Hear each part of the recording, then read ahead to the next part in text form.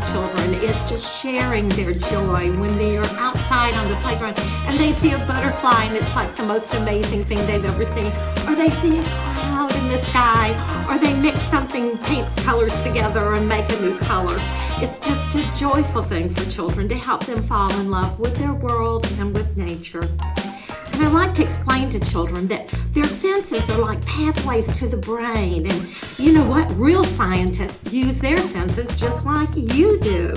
And when you look at things and observe with your eyes, you're being a scientist. When you listen to sounds and try to learn new things, you're being a scientist. And when you use your hands to experiment and explore, you can be a scientist too.